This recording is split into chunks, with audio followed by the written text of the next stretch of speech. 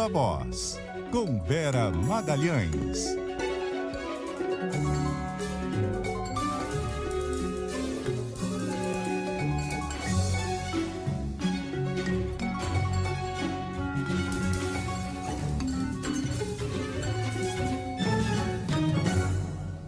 E aí, Vera, tudo bem?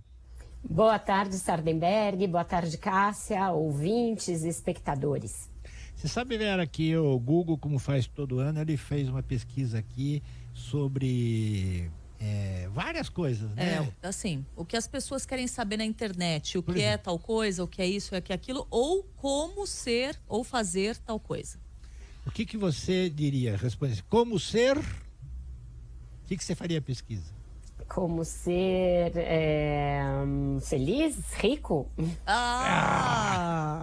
O que é rico? Você vacilou um pouquinho. Não, mas você foi bem, foi bem. É que nós perguntamos pro Tassas, ele falou na hora, como ser milionário.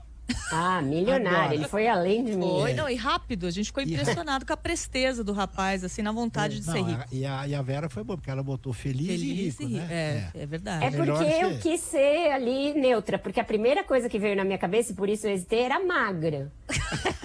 Não pode. Mas eu te entendo, Vera. A gente vive nesse mundo que Ainda mais depois da festa da firma ontem. Pois é. Pastel Tinha em plena terça-feira. álcool. Exato. Agora vem cá. Ela falou feliz e rico, que é melhor ser feliz e rico do que pobre e infeliz, né? Bem melhor. Bem melhor, um pouquinho. Agora, a Vera sabe, agora a sério, sabe o que ganhou no Google? O que ganhou? Que os brasileiros, como ser uma pessoa fria. Acredita? Você acredita Nossa. que tinha muita gente querendo saber como ser uma pessoa fria? Eu acho que tá errado isso daí. A primeira coisa que as pessoas querem. Como ser. Primeiro. Como ser. Que triste. A gente falou isso, coisa horrorosa. Tudo isso pra Mas dar. tudo bem, olhando a conjuntura do Brasil, não é uma pesquisa. Vamos pesquisar quando a gente desligar. Como ficar frio, como... Quando a gente desligar, eu fica vou frio. pesquisar isso. Você ouve certas notícias, fala, ai meu Deus, queria não ter ouvido. Fica frio. Como? Como fica frio?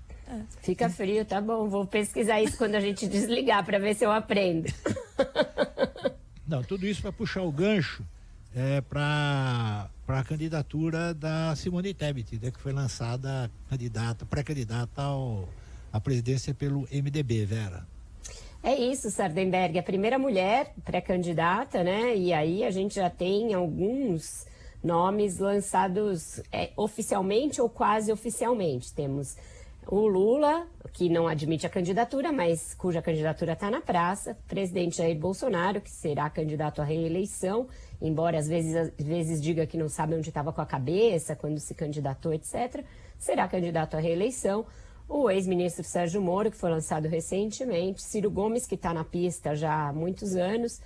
O João Dória, que venceu as prévias. E Rodrigo Pacheco, que foi lançado pelo PSD, e o Novo também colocou um candidato aí no pleito, né, no grid, que é o Luiz Felipe Dávila. Então a Simone Tebet se junta a esse time.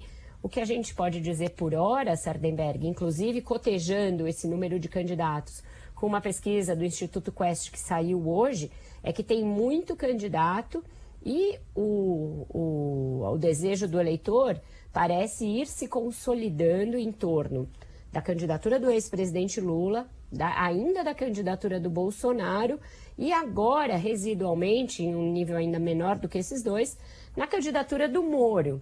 Então parece não haver muito espaço para esses outros nomes, o que me leva a ter dúvidas a respeito da viabilidade de se manter um grid com tantos pré-candidatos assim. Veja, Sardenberg, essa pesquisa traz alguns dados que não podem passar despercebidos, porque são importantes, de melhora na avaliação do governo.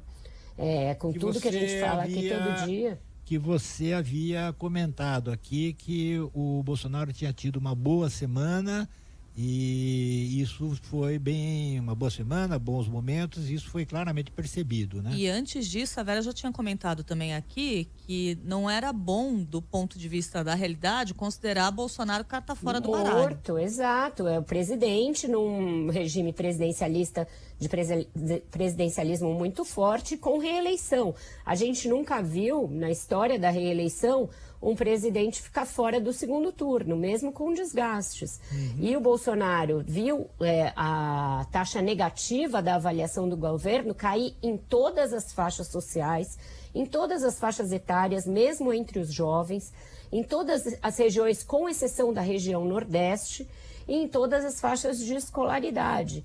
E, então, o ruim e péssimo do governo dá uma boa despencada, coisa de 5, 6 pontos percentuais. Ainda é um governo mais mal avaliado do que bem avaliado, e muito. Mas, quando você olha um recorte que me chamou especialmente a atenção, entre eleitores do Bolsonaro em 2018, o governo tem 45% de ótimo e bom. Então, não dá para dizer que ele é carta fora do baralho. E, além disso, o ex-presidente Lula ampliou a sua consolidação, tanto em primeiro quanto em segundo turno. Ele vence qualquer adversário em segundo turno, e em alguns cenários com menos candidatos, ele poderia, inclusive, vencer no primeiro turno. Então, a ideia de que essa polarização ela cederia a partir do momento em que outros nomes fossem conhecidos, ela ainda não se concretizou. O Moro aparece relativamente bem para quem foi colocado há pouco tempo, mas, por exemplo, o índice daqueles que dizem que gostariam de votar num candidato que não seja nem o Lula nem o Bolsonaro está em queda. Ele já foi muito maior e hoje em dia é de 24%. E aqueles que já dizem que vão votar mesmo no Lula, logo quando questionados nessa pergunta, você votaria em Lula, Bolsonaro ou nem Lula nem Bolsonaro? O Lula tem 46% nesse índice. Então esse é um índice que mostra um voto consolidado no ex-presidente Lula. E o Bolsonaro tem o mesmo que o nem Lula nem Bolsonaro. Uma eventual terceira via tem qual objetivo aí, qual obrigação? Tirar o Bolsonaro do segundo turno. Então, acho que é essa a aposta, e é uma aposta que depende de o governo não melhorar mais, porque essas coisas vêm nessa ordem. Primeiro melhora o governo, depois melhora a intenção de voto. Então, por tudo isso, os últimos movimentos da oposição me parecem muito burros, porque eles deram votos importantes para projetos do presidente. Diga. Agora, a questão é a seguinte, Vera, isso aqui nós estamos falando tudo antes da campanha. A pergunta que eu faria a você é o seguinte, começando a campanha, né, a coisa pode mudar, né, porque os três que estão na frente têm vulnerabilidades importantes, né? Tem telhados de vidro, principalmente com o eleitorado um do outro, né, Sardenberg? Então eles vão realmente fazer uma campanha muito agressiva entre os três, e isso já está bastante evidente. E os outros poderiam crescer nesse vácuo? Poderiam, mas oferecendo exatamente o que e para qual eleitorado? O João Dória, que venceu a prévia do PSDB, aparece muito, muito, muito baixo. Ele vai a 5%, que ainda é muito baixo, só quando o Moro não está. Então fica evidente que a candidatura do Moro hoje, ela põe uma lápide quase em cima da candidatura do Dória. Mesma coisa em relação ao Rodrigo Pacheco, que tem um perfil muito parecido com o do ex-ministro. A Simone Tebet não aparece nessa pesquisa porque ainda não tinha sido colocada. Mas no caso dela, que é uma candidatura que poderia ter um bom apelo por ser a única mulher, por ser uma senadora experiente, por ter feito parte aí de momentos importantes da história recente do Senado, entre eles a CPI, ela carece de um problema outro, que é o fato de que o seu partido faz esse lançamento sem nenhuma convicção. É um partido que está lançando uma pré-candidata para ter voz nas conversas. Mas nem ela, nas conversas que eu já tive com ela, demonstrava sentir muita firmeza nessa questão do MDB lançá-la e mantê-la até o final na disputa. Então eu acho que, é claro, ainda é muito cedo, mas essa polarização de três aí, se é que existe isso, essa triangulação, vamos dizer assim, no topo ali da pesquisa, hoje é um impedimento para outros candidatos se viabilizarem. Ok. Vera Magalhães, muitíssimo obrigado e fica fria.